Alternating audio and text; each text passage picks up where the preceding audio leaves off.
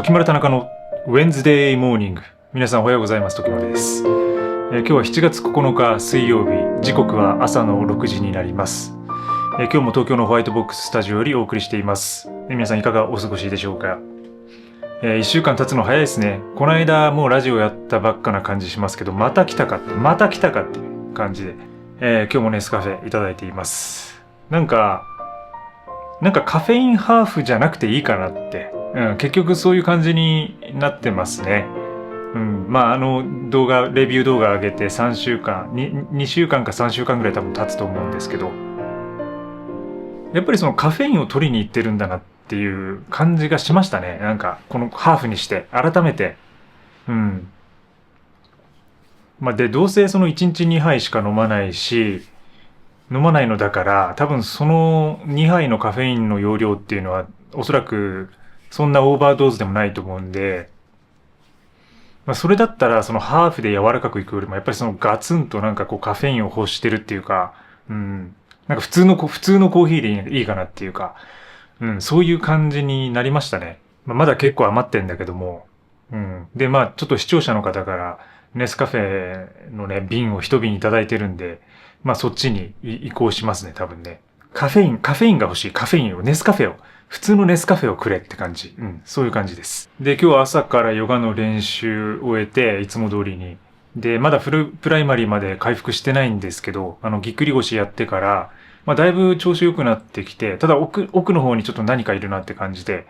スタンディングやって、ちょっとフィニッシングやって、緩めに終わった感じです。ちょっと前回再発もあるんでね、もうね、またあんな感じになりたくないんで、もう本当にゆっくり戻してます、今回は。ただランニングと筋トレは全然問題なくできるようになってきてるんで、やっぱり改めてそのアシュタンガのアーサナのシークエンスっていうのは結構、やっぱ前屈とか、あとひねったりっていうのが多いので、結構ね、無理な形になってんだなっていうのはやっぱ改めてね、気づきますね、やっぱね。もしね、練習してる人は、何か違和感があったりしたら、ちょっとストップするとか、休みや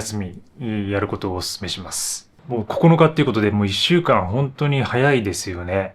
で、もうこの間7月7日のね、七夕みたいな感じ、七夕が終わったみたいですけど、私もちょうどね、近くの天の川に、織姫を探しに行ったんですけども、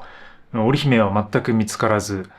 そして鏡に映った自分が時丸田中であるってこと、彦星ではなくて、時丸田中星であるっていうことを自覚しまして、そういう感じでね、もう七夕っていうのはさっと過ぎ去ってしまいました。はい。でも今年は結構なんか星の感じが良かったみたいで、結構全国で天の川が観測、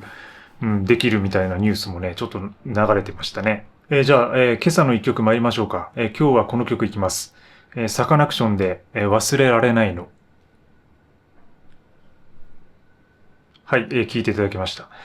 サカナクションの、134194っていうアルバム。最初これ何かわからなかったんですけど、一応調べますよね、やっぱね。で、何度も調べてるんですけど、いつも忘れてて、で、また今回このラジオのためにちょっと調べたら、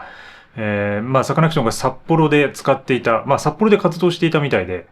で、その時にレコーディングスタジオがあって、で、そのレコーディングスタジオと、今のですね、東京で使ってるレコーディングスタジオの直線距離らしいです。それが 834.194km。で、今の東京とその札幌っていうね、その昔の音楽的な距離だったりとか、物理的な距離とか、そういうものをいろいろ表しているみたいですね。で、このアルバムは結構僕思い入れがあって、ちょうどコロナ禍の時に、むちゃくちゃランニングしてたんですよね。今よりも頻度が高くて、3日に1回とか、2日に1回ぐらいのペースで走っていた時に、夏聴いていたアルバムです。なぜか夏だったんですよね。で、ものすごい灼熱の、街中、東京の街中を走るときに、このアルバムも聴いていました。だから今でも聴くと、やっぱりそういう時の情景とか、気分とか、雰囲気とか、やっていたこととか、生活みたいなものが思い出されます。結構、コロナ禍でちょっと自分はいろいろ自分のライフスタイルというか、そういうものがもう劇的に変わった時期だったので、まあ多くの皆さんもそうでしょうけど、自分の仕事とかね、生活とか、で、もっと言えばその人生の方向性みたいなものが、本当にコロナ禍で変わっていったなっていう実感があります。で、その時に聴いていたアルバムなんで、結構ね、思い入れがありますね。なんか朝っていうよりか結構ね、夕方とか、ちょっと日が暮れてからぐらいの方がいいかな、僕は。これは聞くのは。時丸田中のモーニングレディオ、水曜日の朝6時から放送しています。今日もゆるゆると話していきますので、何か作業用に、聞いてください。初めましての方に一応自己紹介をしておくと、私はこの何もない部屋で、暮らしています。今65個の持ち物で暮らしています。で、チャンネルでは主にね、ミニマリズムについての哲学とか実践みたいなもので、自分自身の、パロディとか、エンタメみたいなものを共有しています。で、最近はあまりにもやることがなさすぎて、こういうふうに週に1回ラジオを放送しているというわけです。ただ普段はもう本当にこうヨガとか、ずっとこう瞑想してるような感じなんで、ほとんど喋ることがないんですよね。だからこのラジオと YouTube だけで僕は結構自分のその人生の喋りっていうのかな、一日の中で喋る活動っていうのをこの動画の中でやっているっていうような感じです、最近は。ありがたいことですね。このラジオがなかったら本当にこう瞑想したまま、もう僕はもうずっと、このホワイトボックスで、こうなんか、人間じゃなくなってしまうようなところもあるので、今もね、たまに視聴者のね、皆さんには、こいつ妖怪だとかね、変態だって言われてますけども、それはあながち間違いではありません。時丸田中が今週見た風景のコーナー。はい。今週は、先週なんですけど、石垣島に行ってましたね。はい。八重山諸島が好きで。で、ちょっとビーチの動画とかね、上げてたと思うんですけど、そこで、やっぱり見た風景ってのが、心に残りましたね。やっぱりこう、旅の最中っていうか、よく旅の時にものすごくその写真を撮ったりすると思うんですけど、皆さん。それは多分こう、新鮮だからだと思うんですよね。日常的な風景とか美しい瞬間とか風景みたいなものが、やっぱりこう、旅に出ると新鮮に感じられると。それはいつもと違う場所とか、人とか、物とか、風景とか、そういうものにやっぱりこう出会うからだと思います。で、石垣自体は僕今回2回目だったんですけど、で、前回はちょっと長めに滞在して、波照間島っていう、一番日本で最西端なのかな、有人島で最西端、最南端、最西端になるのかな。そこに行きましたね。で、今回はちょっとあまり時間がなかったので、石垣から近くの竹富島っていうね、竹富島っていう島に行って、で、そのビーチで泳いできました。で、コンドイビーチという名前のビーチで、行ったことある方もいると思いますね。結構有名なビーチです。ただ、こんなに美しいんだっていうか、びっくりしましたね。で、結構石垣から近くて、フェリーで10分とか15分とかそこらなんですよ。で、最初はその石垣の中でちょっと違うエリアのビーチを散策しようかなとも思ったんですけど、やっぱり滞在しているこう一番こう繁華街っていうのかな、栄えている港のエリアから、フェリーで近くの島に渡るのが、やっぱり距離的に近いなっていうことになって、で、そこのビーチにね、行ってみたんですけど、で、遠浅で真っ白で、白い砂浜にもう青い海っていう、いかにも、いかにもな感じの、ビーチでしたね。本当にこう、ツーリズムというか、ビーチリゾートみたいなものをこう思わせるような、そういう風な雰囲気がありますね。で、人は結構いたんですけど、ただね、ちょっとこうエリアがやっぱ広いので、少しこう歩いて行ったりすると、全然そのいないエリアとかもいて、静かな感じで、ものすごくいい時間を過ごすことができました。ちょっと旅の Vlog もね、上げたいなとは思ってるんですけど、まだでも編集できてなくて。で、早ければ今日無理かな多分。今日か、明日ぐらいには、もしできたら上げたいと思いますので、そちらでご覧ください。ビーチでなんか喋ってるね、あれもありますけど、動画も上げましたけど、なんか、言ってることわけわかんなかったと思うんですけど、いつもわけわかんないこと言ってるんですけど、なんかね、やっぱビーチが、てか自然が美しすぎて、なんか自分もこう何喋ってるか分かんなかったですね。結構ところどころこう飛んでたりしたと思うんですけど、あれはだから、なんかただ風景を本当にこう楽しんでるおっさんがビーチでブラブラしてるだけの映像になってしまって、放送事故っていうか、放送事故な感じはあります。あれは。はい。本日のヨガスートラのコーナーです。ヨガスートラ、パタンジャリのヨガスートラから、ランダムに選んだ1ページを開いて、そこから何かを読み解くというコーナーです。はい。じゃあ、この辺行ってみますね。はい。ちょうどね、このページとページをこうまたがった部分に来ましたね。はい。249ページ。アーサナ、座法は快適で安定したものでなければならない。うん。これでも一番このヨガスートラの肝の部分かもしれないです。やっぱりヨガというと、アーサナ、ポージング、ポーズだというふうに捉えられがちなんですけど、実はこのヨガスートラ、このね、古典には、この一文しか書いてないんですよ。そのアーサナについては。これが面白いところで。だからいろんなそのポーズとか、で、こういうポーズにはこういう意味があってとか、こういう効果がありますみたいなことが書かれているんだと思うんですけど、でもこの古典には、この一文だけなんですよね。アーサナは快適で安定したものでなければならない。もうこれしか書いてないんです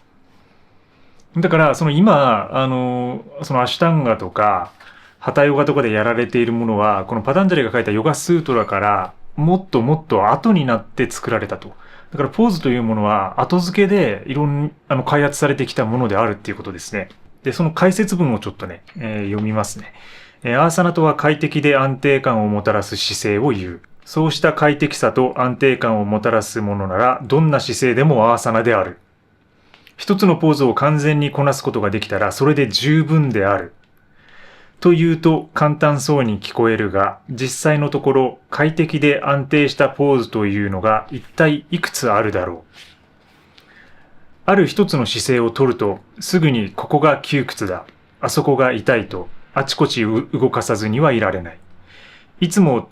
足や腕や腰や背骨のことが気になって仕方がない。体が完全に健康で、毒素や緊張から自由でないと、快適なポーズは容易には得られない。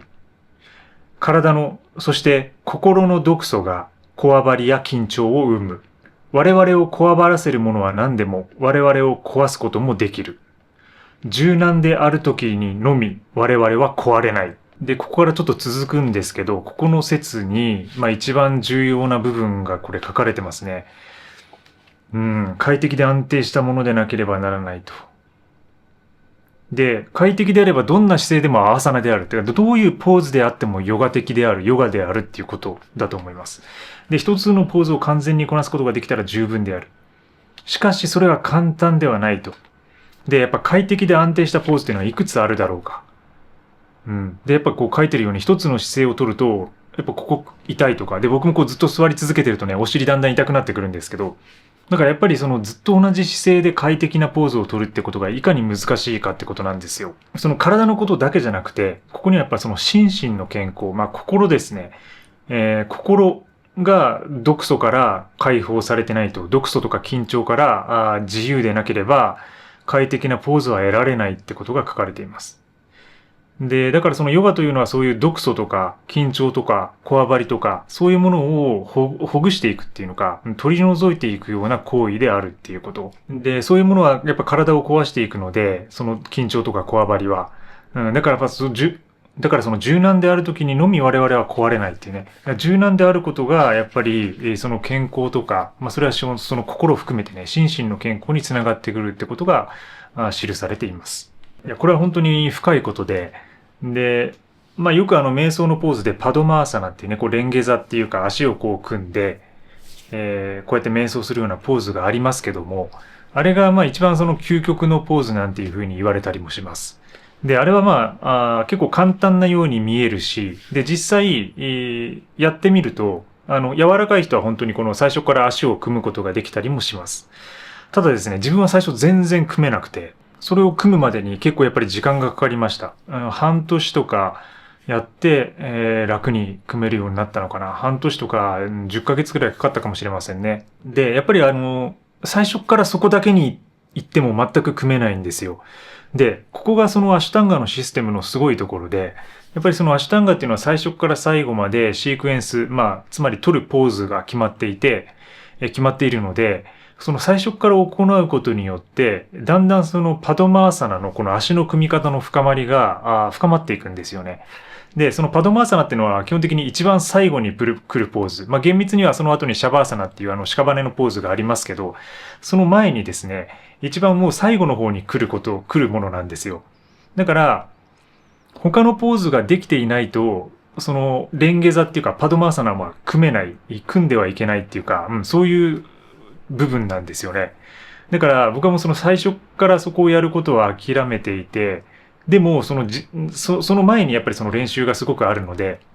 それをこうだんだんとやっていくにつれて、どんどん楽に、そして快適に組めるようになってきました。で、今ではもうあれをこう基本的に毎日組むんですけど、だからまあ全部フルでやらなくても、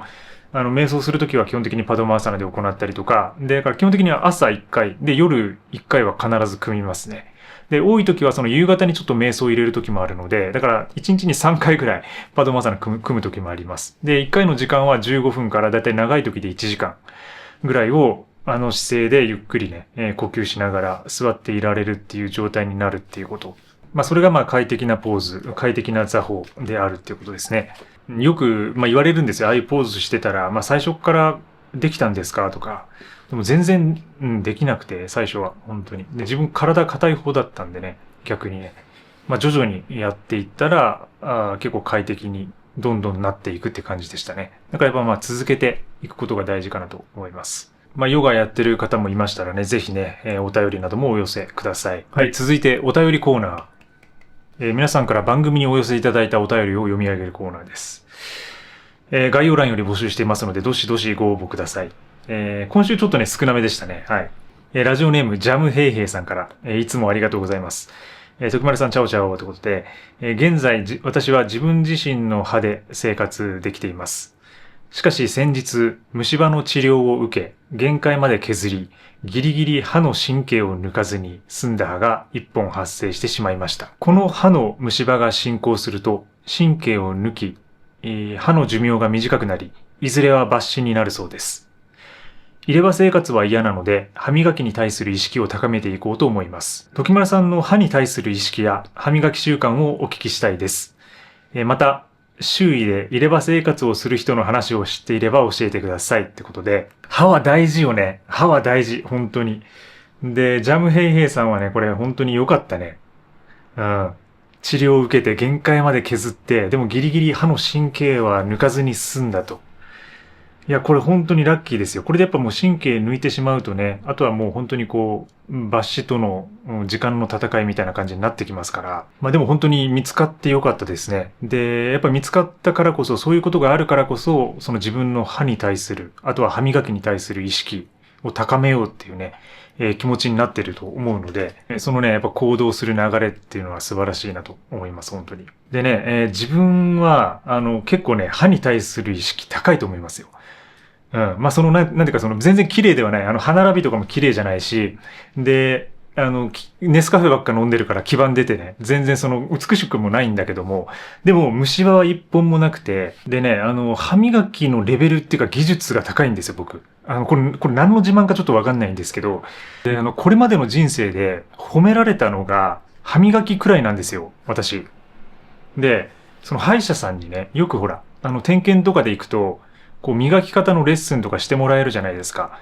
で、僕が行ってた歯医者ってのは、ちゃんと赤染めみたいなことしてくれて、で、それで磨いた時に、その磨き残しのところを指摘して、で、その歯磨きの指導をしてもらえるっていうところだったりしたんですけど、で、そういうところでね、徐々にトレーニングをしていって、で、ある時からもうずっと100点もらうようになって、あなたの歯磨きは素晴らしいと。もうこれずっと続けてくださいみたいなことを、言われたことがあって。で、だから歯磨きだけはもう本当に褒められてきたんですよね。こんな自慢しているね、人はちょっと恥ずかしいですけども。ただまあ自分の場合はそのいい歯医者に恵まれたっていうところが結構大きかったかなと思っていて。で、まあやっぱ東京に来てから結構その関わることが多くなったんですよ。それは、親知らずをね、抜いたからなんですよね。下2本と上2本。だから僕合計4本抜いてます。まあ、20代の最初の頃になんかその1本こう生えてきて、で別にその、何の支障もなかったんですけど、ただ点検の時に、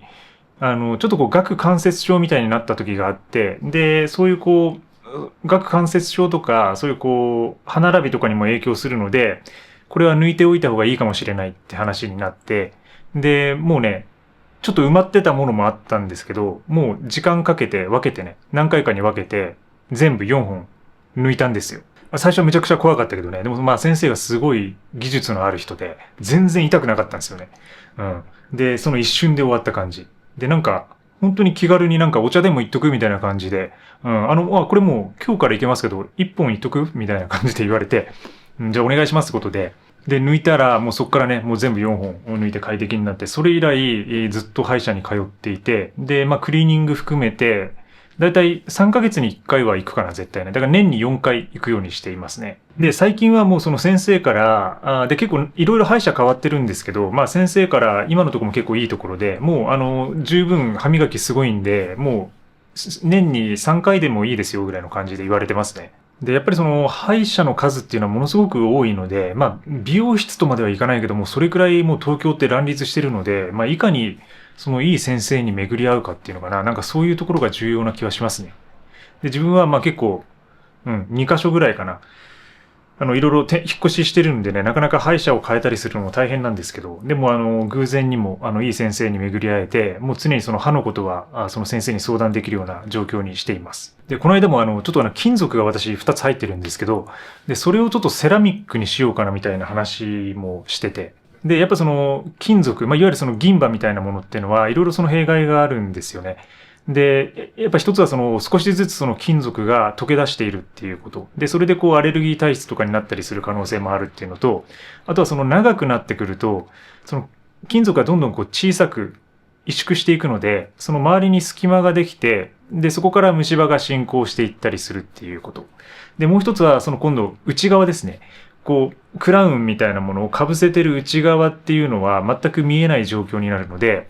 見えない中でその神経とか虫歯が進行するってことが起こるみたいです。だから長く取り付けているとそれがわからないので、で、レントゲンとかもまあ取っても取るんですけど、それでもわからなくて進行しているっていうパターンもあるみたいなので、でも結局それをじゃあ見るにはどうしたらいいかというと、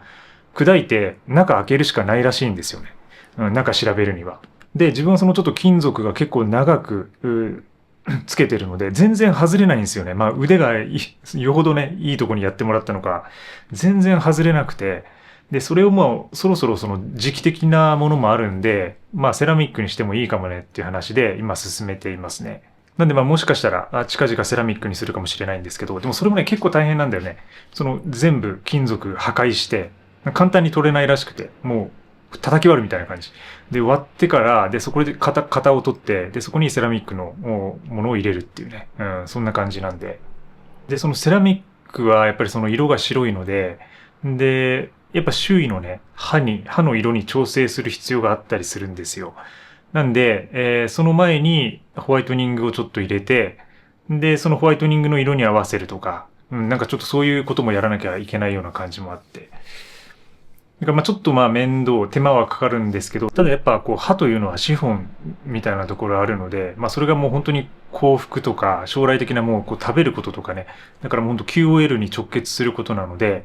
その貯金とか株とかね、なんかそういうことをやるよりも ROI は高いのかなっていうふうに考えていたり、まあ実際にそういうふうに言われてますよね、やっぱね。うん。だからやっぱそこにこうお金かけるのはね、ある程度いいのかなっていうか、で、歯磨き習慣に関しては特に気をつけてることはなくて、で、まあ基本的に朝と夜と、で、まあタイミングによっては昼も磨くって感じですかね。で、必ずフロッシングはします。で、僕その甘いものをほとんど食べないんですよ。で、もう最近特にそうなんですけど、その糖っていうものをほとんど入れないですね。まあもちろんその米とかは食べるんで、そのまあいわゆる糖質みたいなものは摂取するんですけど、いわゆるその砂糖を使ったようなものをほとんど取らない。まあたまにダークチョコとか食べますけど、でもそれでも結構その砂糖がほとんど入ってないようなものを選んだりとか、あと甘い系の飲料はほとんど飲まないし、ドリンクは飲まないし、で、そのケーキとかアイスクリームとかも食べないので、だからそういう意味で、全くその虫歯みたいなことに関しては、何の問題もないですね。で、周囲で入れ歯生活をする人の話って書いてますけど、僕はちょっとね、ごめんなさい。こういう人あんまりいないですね。入れ歯の人は、ちょっと周りには今んとこいないですね。もしかしたら、知らないだけかもしれないですけど、まあ、知ってる知人が実は入れ歯でしたみたいな人もいるかもしれないですけど、あんまりその入れ歯生活をしている方は、ちょっと今はいないので、そこはちょっと何も言えないですけど、ね、まあでも本当に良かったね。ジャムヘイさんもね、これ気づいて。でも見つかってやっぱ虫歯になるっていうのはね、ちょっとね、ショックだよね。うん。まあ、僕の周りの人に最近虫歯になったって人はいますね。うん。虫歯なかなかさ、大人になって虫歯ってならないと思うんですけど、なんかね、やっぱなるらしいですね、やっぱね。これね、なる人は。うん。だから注意していきたいところです。なんか食事とか飲み会とかした後にそのまま寝てしまうみたいなことがもうすごく嫌で、でもそういうのも全く減りましたね、僕ね。うん。まあほとんどお酒とか飲まなくなったっていうのもありますけど、うん。なんか昔はね、よくそういう風に飲み会行った後にそのまま寝ちゃって、で、朝、なんかむちゃくちゃ口の中が気持ち悪いみたいなことありましたけど、積み重ねっていうのかな、そういうやっぱ一つ一つの、ズボラなところ、まあ、ズボラなんですけど、そこは抜かないっていうかな。うん。基本的にズボラなんだけど、その歯に関して歯磨きだけはしっかりするみたいな。なんかそういうところありますね。うん、ロックスター、昔のロックスターみたいに、必ず10時には寝るとかね、ロックスターのくせにみたいな。うん、そういう感じですね。まあミニマリストでね、なかなかその歯磨き、歯ブラシを使わないとか、トゥースペーストを使わないって人もいますけど、僕はね、もうね、なんか磨いてる心地が結構いいので、うん、歯磨きはまあ普通に、手を抜かずやっています。はい。続いて、ラジオネーム、マリアさんよりいただいてます。74歳女性です。年を重ねると様々な事情で減らすことの限界を感じる場面が増えますが、そんな中でもエクストリームミニマリストを目指し、時丸さんを追いかけています。最近の時丸さんは、腰痛対策か、マットレスを新調したり、物をストックしていると買い物に行く回数が減るなどと発言され、やっと分かってきたなと、これからの展開を楽しみにもしています。時丸さんがどんな高齢ミニマリストになるのかを見てみたいです。そこに至っても、10個のもので暮らすと豪語しておられるのでしょうか。ところで私がお便りしたのはこの前、西村健太さんのお名前が出てきたからです。彼と飲んだことや、あるいは飲み屋さんで出くわしたことが終わりなのでしょうか。何かエピソードがあればぜひお聞かせください。詩小説家を体現したような最後でしたが、唯一無二の作家だと思っています。時丸さんも健康に気をつけて、これからも配信楽しみにしています。ということで、お便りありがとうございます。そうね。まあ最近、その腰痛対策とか、マットレス新調したり、物をストックしたりっていうね、そう、確かに、これはね、腰痛対策はありますよ。うん。やっぱあれやってから、なんか、やっぱ感じますよね。そういうことをやるたびに、自分のその衰えというか、うん。やっぱ老化に向かって老化してるんだなっていうか、うん。そういう感じを感じましたし。だからやっぱりその物を減らすだけじゃないんですよね。やっぱまあいつも言ってますけどね。まあつまりその選択と集中というか、まあ集中することなんで、物が多くてもミニマリズムは発揮できるっていうことなんですよ。うん、だからまあ自分もまあ常にこういうエクストリームなスタイル別に取ってるわけじゃなくて、まあ増減を繰り返す中で、今たまたまパフォーマティブにエクストリームになっているって感じなだけであって、うん、だからなんとなく、まあ、動画の中だけみたいなところあるんですよね。結局ね。だから、でもその動画の中であまりにもエクストリームになりすぎているから、なんかちょっと前の生活には戻れなさそうな気もしているんですよ。うん。だからなんかその本をたくさん持ってた時代とかね、やっぱその写真とかやってフィルムとかネガとかむちゃくちゃ持ってて、うん、なんかそういう風にプリンターとかもそうだけど、たくさんの道具に囲まれた、なんかその道具部屋みたいな、作業部屋みたいな事務所を作っていた時もありましたけど、なんかそこにもう戻ろうという気がなくて、で、まあそれはまあ最近のその世界情勢とか、うん、まあこの世界の成り行きとか、なんかそういうところも関係しているのかもしれないですけど、あとはその自分自身のやっぱ本当にその体とかね、衰えみたいなもの、老化に向かってどんどん進んでいく感じとか、あと年齢的なところとか、まあそういうところもあるのかもしれないですね。だからまあ自分がその高齢ミニマリストに、高齢ミニマリストって面白いなんかね。高齢ミニマリストになっても、だからね、何十個のもので豪語してるかはまあ自分もわかんないですよね。それはね。まあでも結局、その年齢は関係ないと思いますね。だからね、持ってるやつは持ってるだろうし、で、持ってないやつは結構死ぬ間際まで持ってないんじゃないかなっていう気もしてるんですよ。自分は。うん。ただ、物を持たないっていうのは逆にその金がかかることなんで、その外部に依存するっていうことは、つまりその死に間際っていうのは、こういう一人暮らしで一人のマンションで暮らすみたいなことは多分できないと思うんですよね。だからその何らかの施設みたいなところに入って、いろんなそのお世話になってしまうと。でもそれには多分ものすごく金がかかると。でもその金みたいなその蓄積を、しないのであれば、逆にのたれ死ぬっていうのかな。なんかそういう風になってくるのかもしれないし、あとは、その海外とか宇宙に行って、で、星屑になるみたいな感じ。なんかそういう感じになるのかもしれないし、最後は。だからそのちょっと最後、だからちょっとね、その辺はね、どうなるかわかんないですよね。で、もしかしたら、もっと自分が年を取ってくれば、その辺に対する感覚とかも変わるのかもしれないし、で、そういう様子をこのチャンネルで発信し続けていきたいなと思いますね。自分がどういう風になっていくのか。で、西村健太さんなんですけど、すごいですね。よく気づかれましたね。で、西村さんは、僕は飲んだこともないし、飲み屋で出くわしたこともないです。ただ、よく行く飲み屋とか、なんか生活圏が結構近かったことがあって、で、それで結構シンパシーみたいなものを勝手に僕の方で抱いていたっていうところ。で、あとは小説もそんなに小説自体を読んだことはないんですけど、で、でも映画とかになってるんで、その原作として、パラパラとめくってみたりとか、あとは彼の僕日記が好きなんですよね。で、自分も写真日記っていうのを書いてるんですけど、で、今、出版してるんですけど、なんか、日記にやっぱり作家性で小説家っていうね、ことが、で、このマリアさんも書かれてますけど、やっぱそれを本当に体現したような人物でしたよね。本当に最後まで。だから、そこには僕も結構賛同できるところはあります。唯一無二の、作家だなって。そう、だから出くわしたことはないけど、同じようなお店にね、で食事したこともあるし、ですね。なんかね、やっぱ破天荒な感じっていうのかな、なんかあれはやっぱり、だからこそ小説家であるしっていうか、なんか本当に小説家っていう感じですね、自分の中のイメージは。だから自分が日記を書き始めたのも結構西村健太さんの影響は大きいし、あとは富士日記とか書いた、武田百合子さんね、武田百合子さんとかね、なんかやっぱ日記文学っていうのは、なんか結構日本の文学の初期の頃から、土佐日記とかありましたよね、更科日記とかね。なんかやっぱ古典的な日記文学からやっぱりずっとなんか日本の伝統芸能というか、なんかそういう感じがしていて、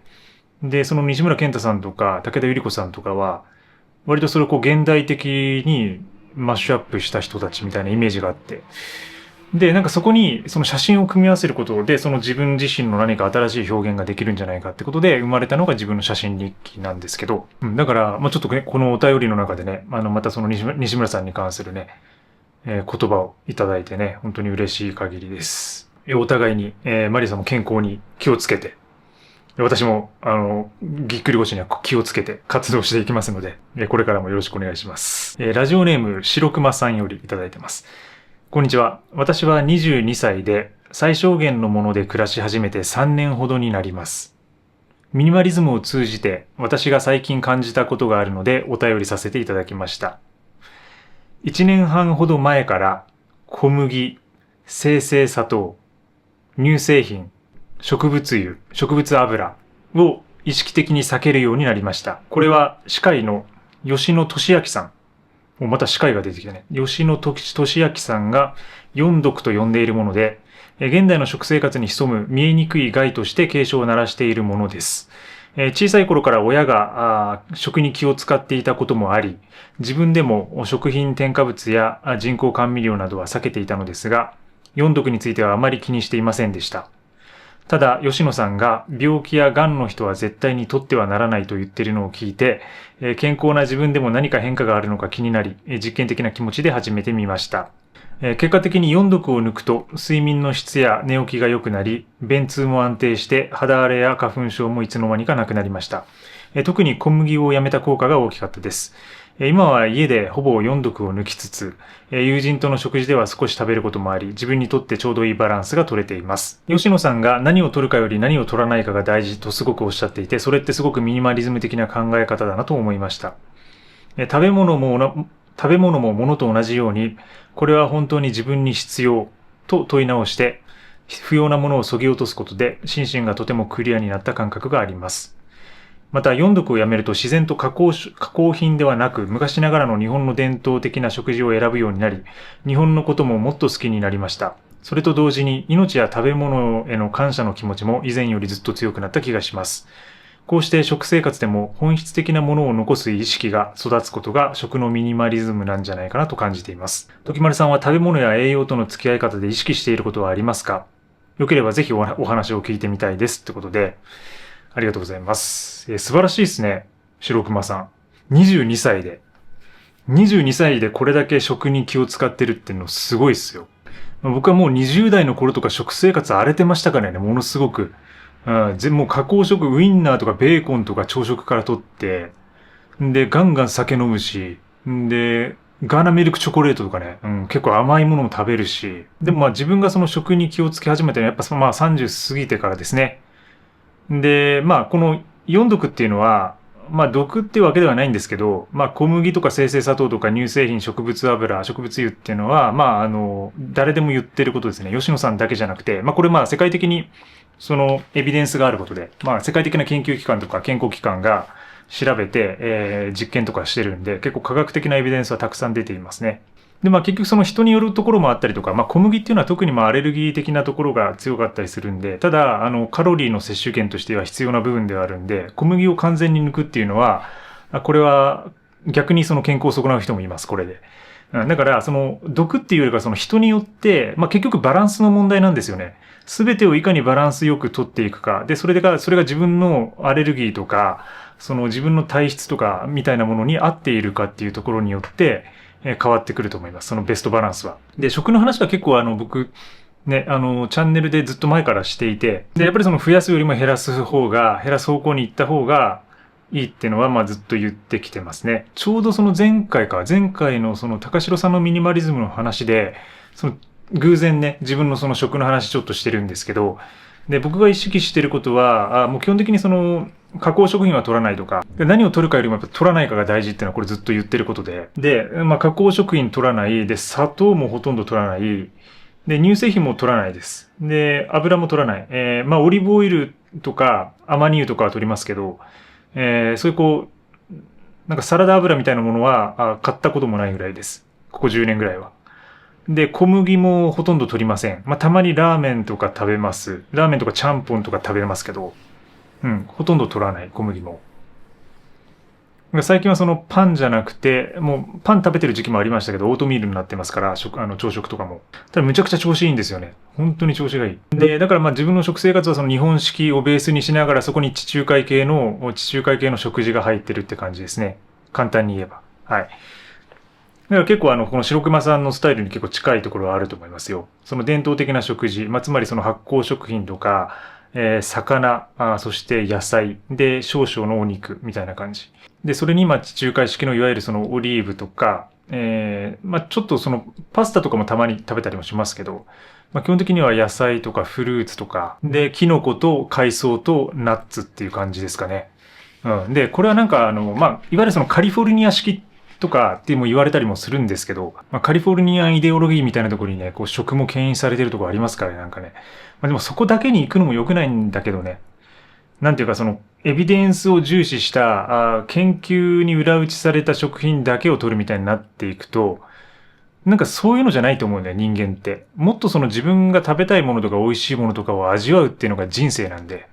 その健康を先送りにしていくらその寿命が伸びたところで、自分がその美味しいものとかをちゃんとマインドフルに味わって食べることができないと、生きてる意味がないじゃないって思うんですよね。それはそのいくらその寿命が伸びたところでね、いくら健康になったところで、なんかその心は健康じゃないってことなんですよ。だからそのいわゆるそのカリフォルニアン的なね、食事とか、いわゆるそのそのエビデンスが取れた本当にその地中海式みたいなところにたどり着くのは、今でも全世界がそういうふうに向かってはいるんですけど、なんかその健康的な食事っていうところが、その科学的に分かるようになったからこそね。で、かつそれをその AI がディスラプトしてくるというか、また、AI がそれをまたよりね、再構築して、それをこう深みまで持っていくっていうところに来ているんで、で、それの究極をやってるのが、ブライアン・ジョンソンですよね、いわゆる。不老不死みたいな感じを目指している人で、もうアンチエイジングの鬼みたいな人で、で、そのブライアン・ジョンソンは、ドキュメンタリー出てますけど、ネットフリックスで。で、本当にその科学的にエビデンスが取れたものだけを食して、で、自分を不老不死というかね、本当にその若い状態に保っていくっていう人体実験を自分で行っている人です。で、そうなってくると、なんか全てもうほとんどその AI に近づいてくるというか、コンピューターに近づいていくというか人間が。だから非人間的なことではあるんですよね、それはね。でも白熊さんまだお若いので、削りすぎるよりはね、なんか本当に自分の本能の赴くままにというか、なんかそういうのをちょっと、やってもいいかもしれないですよね。なんかでも僕はその人になんかどうこう言うあれじゃないですけど、でもミニマリズムの文脈ではよくね、減らしすぎてはいけないっていう動画出してたりとか、なんかその10代とか20代の頃からがっつり減らしすぎると、その先がなくなるというか、なんか無気力感みたいなものに襲われることもあるんで、それも結構、そのミニマリズムとも結構近いところがあるかもしれないですね。自分はその紆余曲折して、最終的に、結果的にこういう感じになってるって感じなんで、なんか最初からそこをなんか目指していないんですよね。なんか気づいたらって感じで、それまではもう本当に、ズボラでたくさんのもので、なんかむちゃくちゃ無駄な浪費とか消費をしまくって、で、金を使いまくって、で、多分食生活ももう本当にボロボロで、いろんなもの食べてね、体に悪いものとかも、いいものも含めて、その分、ものすごい美味しいものとか、その世界のね、海外で食べるすごいものとかに出会ったりもしてるんで、でもそれはだからその削るの方向を最初から取っていたら多分その出会えなかった食べ物とかあると思うんでね。この間の石垣で食べたテビチとかもそうだし、テビチおでんとかもそうだし、やっぱインドネシアとか、バリで食べるようなチャンプルーとかね、ああいうものの深みっていうのかな。バリ料理のね、ああいうものをこうなんか、しかもこう主食っていうか、手で食べたりとか、あとはフランスとか、フランスは食文化すごいんで、ね、フランスのそのステックタルタルみたいな、本当にこれ生で食えんのかみたいな牛肉を、フレンチフライとね、一緒に出てくるもの食べたりでもあれはもう結構、なんかそういうこうエビデンシャルな文脈で言うと、やっぱフレンチフライね、ポテトとかは多分その油で揚げてるものなんでダメってことになっちゃうんでしょうけど、でもあれは、やっぱりステックタルタルはそのフレンチフライがついてから完成する料理であったりもするので、だからそういうなんかその文化っていうところも関わってくるんでね、なぜそういう風になってるのかとか、なぜそういう食がされているのかとかで。だからなんかそういう意味でもね、結構削りすぎないっていうのは大事かなとね、思いますね。でも結局、心地いい感じが多分いいと思うんで、体調すごいね、良くなったって、書いてらっしゃるんで、そういうところはね、続けていけるといいかなと思いますね。はい、お便りは以上です。今週もお便りいただきありがとうございました。本当にあった怖い話、絶対滑らない話、恋愛相談、今週見た面白かった風景、いろいろ送ってください。来週もお待ちしています。はい、続いてコメント読み上げのコーナーです。はい、コメント読み上げていきます。自然に宿るミニマリズムで、お墓には何一つ持っていけないと思うと、今の持ち物も全部この世からの借り物で、次の世代にいい状態で引き継がなきゃって思いますってね。大マリオさん。はい。そうね。いやもう確信ですね、これね。お墓には持っていけないんですよね、本当にね。何一つ。いくら持ってても。なんかちょっと最近、そういう風な、先延ばしにすることによる弊害みたいな、なんかそういうことを考えたりしていて、またぼんやりと。ちょっと近いうち動画にしたいなとは思ってるんですけど。やっぱ結局循環なんでね。確かに全てがこうレンタルしているっていう感覚。借りてるだけなんだっていう感覚はいいのかもしれないですね、なんかね。それによって今を犠牲にするとか、自暴自棄になっていいっていうわけではなくて、借り物として借りていて、で、この今世が終わったらもう全て返していくっていうのか。なんかそういう感覚は確かに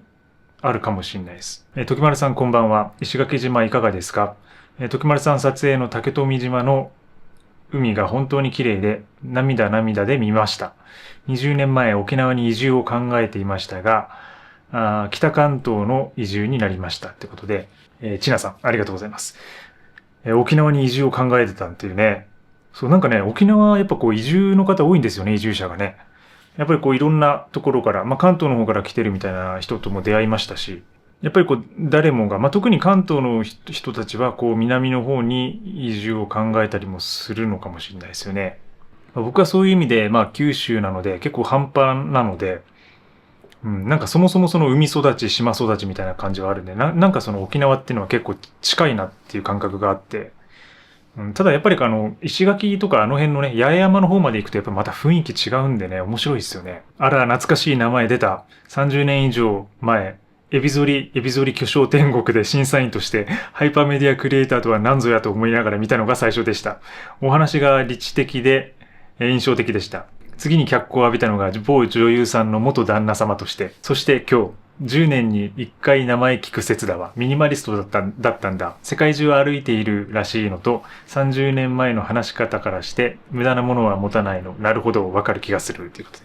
デトックス耳さん。高城剛さんのコメントね。いや、このね、僕その30年以上前のこのエピゾリ巨匠天国は知らないわ。これは知らない。審査員やってたんでね、そこでね。そっからなんだね。じゃあかなり前からハイパーメディアクリエイターとは名乗ってるってことか。でも30年前だから、でも僕も全然多分見てると思うけど、いや、2ですね、だいぶ。話が、これは。で、某女優さんのあれはね、元旦那ってことは知ってますよね、そこはね。確かに、10年に1回ぐらいね、聞く説ありますね、これね。時丸さんの動画を見ると、まだ生きててもいいかなって思える。リコチーズさん。ありがとうございます。そう、なんか、僕もそうですよ。ああいう風景やっぱ見たときに、まだ生きててもいいかなって思えるのと、で、あとこういうコメントいただいたときに、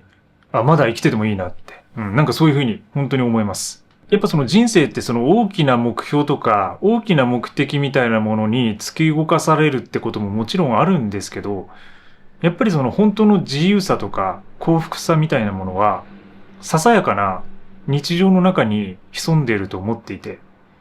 で、それはこういう皆さんからいただくコメントとかだったりするし、自分にとっては。で、本当にこうちょっとした旅先でのああいう綺麗な風景とか、風の音とか、波のきらめきとかね、水のきらめきとか、なんかそういうものだったりするんですよね。そういうのの連続性というかな。そういうのの連続性の中で、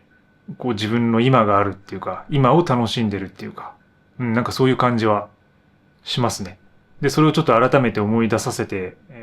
くれたコメントですね。これね、呼吸の力と鼻呼吸の重要性の動画で、時丸よ、以前にも言ったことあるが、テンチムとのコラボ、割とガチで期待してるよ。かなめさんからいただいてます。いやね、本当にね、僕もね、ちょっと期待してるんですよ。ただね、これかなりハードルが高い気がしていて、テンチムさんとのコラボっていうのはもう、なんか、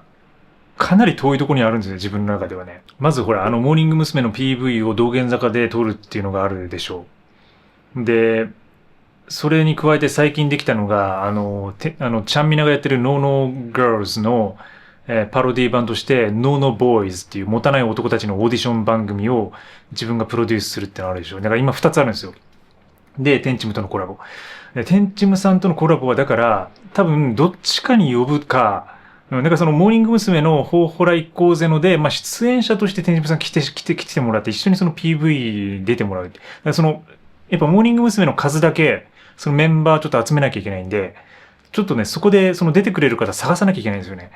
だからそこでね、っていうのがあるけど、ちょっとそれはちょっと贅沢な使い方ですぎるような気もするし、ちょっと難しいかな、これ。私のマイナカードのお写真を可愛く撮ってほしいんだけど、ってね、P さんからいただいてます。はい。撮りますよ。はい。私最近その個人向けの撮影サービスを始めたんですよ。で、それで一応ね、まだそのオープン前で、ウェイティングリスト方式なんですけど、もし本当にその撮ってほしい方がいたら、いただければ、概要欄から。ちょっと値段は高めになってますけど、いろいろ相談しながらね、撮影もできるようにしたいと思ってるんで、もし本気で考えてるんだったらそちらからご連絡ください。クライアントからの撮影はまた別件で、受け付けてはいるんですけど、そんなに以前ほど本数はやってないです。てかむしろ減らしてる状況にあるので、調整しながらやっていきますので、で、ついでに最近自分が立ち上げたサービスについてご紹介しておきますね、ここで。まず一つはミニマルライフコンサルっていうね、ちょっとコンサルティングを始めました。で、これは生活とか表現を整えたい人に向けて、自分と1対1で、Zoom で行うコンサルです。で、ミニマリズムを軸にして、習慣とか働き方とか、あとは発信とかですね、そういうものをシンプルに見直して、やりたいことに集中できるものを、状態を作っていくと。で、自分自身がそういうミニマルなライフスタイルを送っているので、物の手放しとか、整理の方法とか、そういうのは、もちろんやるんですけど、それ以外に、コンテンツクリエーションみたいなもんですね。YouTube とか、あと写真とか動画とか編集とか、あとブログとか、文章を書いたりもしてるんで、そういう執筆とかね、個人でこれから発信していきたい人に向けて、添削とか、戦略のアドバイスとか、そういうものをやらせてもらっています。なので、興味がある方は覗いてみてください。で、あとはその撮影とね、ヨガセッションも、ちょっと今ウェイティングリスト状態なんですけど、ちょっと時間見て、かなり少人数制になるとは思うんですけど、やっていきたいと思ってますんで、で、コンサルは、月に4名しか取りません。で、ヨガセッションとポートレート撮影は、だいたい1名から2名までって感じにしてます。今のところ。移動がちょっと入ったりするんで、それによってできない状況になることが多いんで、その月によって結構増減はするんですけど、一応それくらいの、ほんと少人数で、1名からだいたい4名って感じで、やってますので、興味がある方はぜひ、覗いてみてご連絡ください。たまに人間関係、仕事、持ち物、すべて手放して旅に出たくなるのはなぜですか？心が病んでるのでしょうか？坂の上の田村丸さんから。ね、どうなんでしょうね。で、病んでるかどうかっていうのは人にはよるんですけど、これは多分もともと人間が本来持ってる動物的な衝動だと思います。だからもしかしたらその田村丸さんは、結構人間に戻ろうとしてるのかもしれないですよ。で、僕はもうそれをずっとだから繰り返してきて今ここにいるので、やっぱその人間関係とか仕事とか持ち物をすべて手放して旅に出たくなるっていうのはずっとやってきたことなんですよね。20代の頃から。むしろそれをやり続けて今こういう風な状態になってるってことで、で、今もその延長線にあると思っていて、だから常に旅をしているし、で、衝動的に物をかなり減らすこともあるし、で、仕事っていうのはもうすべて手放してしまったし、はい。だからもう僕はもうその定職についてないんで、もうずっと個人事業主でやってるので、だから本当にそういうところに来て、で、ようやく人間的な生活ができるようになってきたなと最近思ってるんですよ。だからこれまで40年近くね、生きてきたけど、本当はその自分の時間を生きてなかったと。やっぱり、1日8時間、そして1週間に5日間ってものすごく長いと思うんですよね。で、そんな中で人間的な生活をするのは無理で、それこそ歯医者に行ったりとか郵便物受け取ったりとか、で、ちゃんとご飯を味わって食べたりとか、好きな人に会ったりとか、役所に行ったりとかね、郵便物出したりとか受け取ったりとか、そういうのってできないんですよ。普通に働いてると。で、今度ちょっとまとめてそういうテーマで話そうかなと思ってるんですけど、1880年代にビスマルクって人が定年っていうものを作って、で、そこから、だいたいその時代から、週休2日制、週休1日制でしたかね、その時は。で、週6日間労働、5日間から6日間労働っていうのが始まったと。で、1日8時間みたいなものが決められたと。だからそうなってくると、やっぱりそんな中でまずやってる前提があるから、そこでその人間関係、仕事、持ち物っていうことになると、もう全部ね、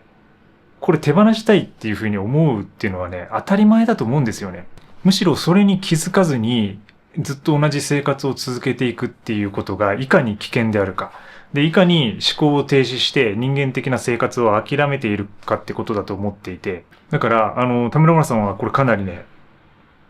そこに気づいてるチャンスですね。心が病んでるかどうかわかんないですけど、でもそれによってもちろん病む人もいるし、むしろその病みそうだっていうその SOS が出てるのかもしれないですよね。自分の中の反応から。で、それがその人間関係とかやっぱ仕事とか持ち物を手放したいっていう衝動にもしかしたら出てるのかもしれないです。数年前まで時丸さんとのぞみさんは仙人に見えてた。遺品整理で断捨離に興味を持ったが、別に登山や渡航や子育てもしてないので、二人の動画はへーと遠い話を簡単する程度だったのに、気づけば自分も似た状態になってて、もう前には戻れないほど快適。なので、時丸さんが動画を出してくれてることに改めて感謝ですってことで、カラスさんからいただいてます。いや、ほんと快適ですよね。これやる前はほんとわかんないんですよ。これ自分もそうで。でもやってみてよかったなっていうか、新しいとこに行けたなっていうか、本当に快適になって、で、そうなってくると、元に戻れなくなるんですよね。あまりにも快適すぎて。それはこう物だけではなくて、やっぱそのこう、ちょっとしたね、なんかこう食事を終わった後に片付けるようなテクニックとか、ちょっとした整理術みたいなものとか、掃除の仕方とかもそうですけど、なんか前と同じ方法っていうのかな。だからどんどんその楽をしていくっていうか、人生を楽に生きるためのツールでもあるんですよね。いや、だからこのカラスさんが前に戻れないほど快適っていうのはもうこれ完全にいい方向に働いているような証拠ですね。その物を減らすことが、いい方向に働く人もいれば、それがこう悪い方向に働く人もいるので、で、大体は、結局それが自分に合ってなかったとかって言って、こう元に戻ったりとかね、する人もいるんですけど、やっぱりその自分の生活自体が変えられて、で、それによって、またその、物に対する考え方とかが変わってきて、で、結局はその物の数とかそういうものにこだわらなくなって、自分らしい人生を歩めるっていうか、なんかそういう方向に行けるのがいいかなと思うんですけど。なので、自分のね、こういうカラスさんの変化を共有していただいて、ありがとうございます。今話しているのは呼吸の力と鼻呼吸の重要性についてのコメントですね。30日間のミニマリズムゲームで、7月1日、翌日がちょうどゴミ収集の日だったのでスイッチが入りました。衣類を7着処分しました。袋に入れてしまえば雑音のように目に入っていたものがなくなって、今まで取っておいたことが不思議に思うくらいの気持ちの変化に嬉しくなりました。まだまだ思い切れる衣類、雑貨、紙類があるので変わっていくのが楽しみです。ってことで、雨のしずくさんよりいただいてますね。実際にミニマリズムゲームスタートしていただいて、もう初日から7着。ゲームのルールにはのっとってないけど、初日から7着処分できてると。すごいわ。そう、なんかそのジャンルごとにね、こう考えてね、衣類、雑貨、紙類って考えてますけど、これいい方法ですよね。なんか僕はそのパートに見えやすいとこ、見えてるものからっていう方法を多分その時話してますけど、そのジャンルごとに考えるのもいいかもしれないですね。だから最初は衣類からずっと攻めて、で、衣類終わったら今度この雑貨を捨てて、みたいな。で、次紙類に行くみたいな。でもあまりにもそのものが多い人は、1日1個、2日で2個、3、4なんで、結構衣類だけで結構長いことかかったりとかね、するかもしれないですけど。だからそのジャンルごとに攻めてみるっていうのは結構いい方法かもしれないですね。私も物を少なく生きたいと思っている人間です。以前、テスラで日本一周の旅をしたことがあり、その経験が今でも心に残る大切な思い出です。改めて少ないもので生きる中でも、自分の好きなもの、ときめくものを持つことは人生を豊かにしてくれるんだなと実感しました。ってことで、ゆさくさんからいただいています。いや、いいコメントですね。そう、少ないもので生きる中でもやっぱ自分が好きなもの、ときめくもの。これもこんまり方式だけども、やっぱりこんまりさんすごいそういう意味でね。やっぱいかにときめくかなんだよね。だから車がよくなんていうかミニマリズムの話とかで、車はいらないとか、テレビはいらないとか、家はいらないとか言ってますけど、でも、それが自分にとってときめくものであれば、もう全然持っていいんですよ、別に。てか、それだけ持てばいいんですよ。だからそれによって得られる経験っていうのは唯一無二だし、逆にみんなが捨ててるからこそ、今だからこそ60インチのね、カラーテレビを買ってね、そのテレビでむちゃくちゃコンテンツを鑑賞するとかね。このひと夏は映画三昧だっつって。なんかそういうのもね、ありなんですよね。だからもうこのテスラで日本一周をした旅っていうのは、素晴らしい思い出ですよね。本当に。そう、だから結構勘違いしてる人が多くて、だから、なんかそのミニマリズムの話をすると、結局ね、みんないや、物持ってるでしょとか、じゃあこれも捨てた方がいいんじゃないですかとかって来るんだけど、そういうのって余計なお世話なんですよ。で、人によってミニマリズムのスタイルがあるってことで、それはもう、本当に何種類っていうレベルじゃなくて、人によって本当にあるってことです。だから車の中でも、例えば車は持たないけど、でもテスラの車だけを、だったら持つとか、テスラの中で、テスラ車だけを複数持つとかね。だからそういうのも、ミニマリズムと言えるし、分かりやすくするために、自分は結構そのワンカテゴリーワンアイテムとか、結構その分かりやすさ重視でこの動画では話してますけど、やっぱりいろんな方が見てるんでね。でも結局裏側というか自分がやってるそのメンバーシップとか、本当に友人とか個人で話をするときは、割とその物を減らすことに注力しない方法っていうのか、自分のその生き方とか生活にそれが悪影響を与えていないのであれば、それは何やったっていいってことです。実務レベルとか生活レベルで困ることもあるんですよ。物が多すぎて。で、それに困っているのにそこから抜け出せないっていうのは問題なんですけど、減らすべきなんですけど、むしろ自分の生活にいい影響を与えている、人生にいい影響を与えているのであれば、減らす必要ってないんですよね。オフィシャルに公表されたデータこそ信用できないです。笑い笑い。てか、公にそんなことを発表したら、それことただごとでは済まないので、絶対に公表しないと思います。てか、世の中こそ正しい情報が何一つないので、どれが本当かわからない世の中ですねってことを書いてくださってますね。わからチャンネルさん。で、僕はこのオフィシャルに公表されたデータを信用しようって言ってるわけじゃないんですよ。僕が言ってるのは、いろんなデータを参照しながら、公式に出たデータを元にしながら、自分の頭で考えようってことを言ってるんですよね。だからちょっとそこが取り違えてるかなと思います。で、世の中に正しい情報が何一つないので、本当のことがわからないって書いてますけど、だから自分の頭で考えてないからわかんないですよね。だからそういう状態が危ないんですよ。で、そういう状態でそのフェイクニュースっていうものが入ってきたりとか、その信用度の低いニュースとか、あるいはそのまた聞きした第三次情報、第四次情報が入ってきたときに、判断力、そこで判断できる能力がどんどん鈍っていくってことなんですよね。だから鮮度のいい情報とか正しい情報、的確な情報を取るのは当たり前で、そこからじゃあさらに自分の頭で考えるっていうステップが重要で、むしろそっちを重視するっていう風なイメージですかね。自分のその話し方とか言い方が結構分かりにくかった部分はあると思うんですけどね。以前マツダを所有されていたとは少し意外でした。時丸さんはなんとなくですが、レンジローバーが似合いそうです。買ってすぐに泥道に突っ込んで、新車はこうやって育てるんだよね、と言ってそうです。先日、朝方に一般道を走っていると、前にフェラーリ、マイバッハ、ロールスロイスとヨーロッパの高級車が並んで信号待ちしていました。そのすぐ後ろに軽トラが続いていて、そのギャップがなんともシュールでしたってことで、アーさんからね、いただいてます。いや、これよくわかってますね。で僕がね、このレンジローバーが似合うってこと言ってくれてて。で、買ってすぐに泥道に突っ込んで、新車はこうやって育てるんだよね。いいそう、それは。真っ白なレンジローバーをね、泥道に突っ込んでね。いかにエイジングさせるかっていうか、いかに味出すかみたいな。味出すの好きですからね、なんかね。レザーシューズとかさ、でも、マツダの車は僕最初からボロボロだったんで、味の出しようがなかったですけど、でもなんか、地味にやっぱりそのカスタムとかしてましたよ。上のなんか、ハードトップのルーフがついてたんですけど、あれを外したりとかね。でもなんか、ステアリング変えたぐらいかな。ステアリングちょっと、もものステアリングかなんかをはめたぐらいで、そんなカスタムはしてなかったけど、なんか、そういうちょっと細かいところはやったりはしてましたね。育てるっていうね。車にもね、やっぱ育てるっていうなんか、その感じはすごいわかります。カメラとか、レザー製品とか、そういうのもね、エイジングが結構肝になってきたりとか、そういうのにグッとくるタイプなんで、はい、ちょっとね、長くなってきましたね。今日はこれくらいにしておきたいと思います。皆さんいつもコメントお便りありがとうございます。今日これから出勤の方、そして畑仕事の方、それから泳ぐ方、いろいろいると思いますが、